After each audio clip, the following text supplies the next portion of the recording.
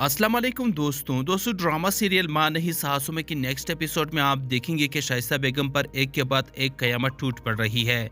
मेहरीन से एक कस के थप्पड़ मारने के बाद आरूज भी उसकी तमाम तरह हकीकत जान जाती है और फिर इसके बाद उसके सामने इदरीस की भी हकीकत खुलकर आ जाती है, जिसकी वजह से वो बिल्कुल टूट कर रह जाती है।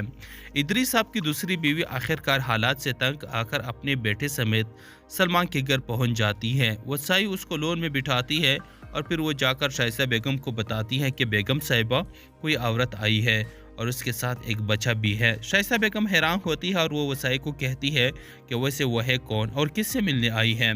तो वसाई बताती है कि वो कह रही है कि इदरीस साहब की मेहमान है और वो इदरीस साहब से मिलने आई है। शाइस्ता बेगम मजीद परेशान हो जाती है कि एक औरत इदरीस से मिलने क्यों आई है, आखिर इदरीस का इस औरत से क्या ताल्लुक है।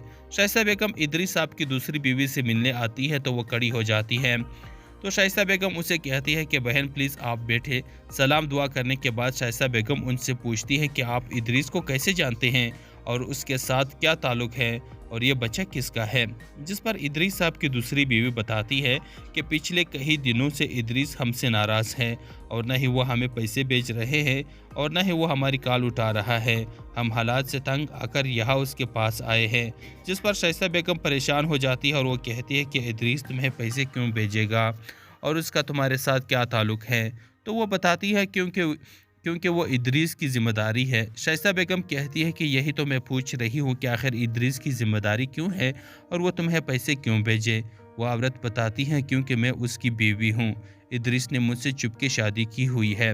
10 साल हुए हम दोनों की शादी की और ये बच्चा भी मेरा और इदरीस का ही है। ये सुनकर शाइस्ता बेगम को शॉक्ड लगता है और वो बहुत परेशान हो जाती है और वो कहती है कि क्या इदरीस ने दूसरी शादी की हुई है। ऐसा नहीं हो सकता, तुम झूठ बोल रही हो।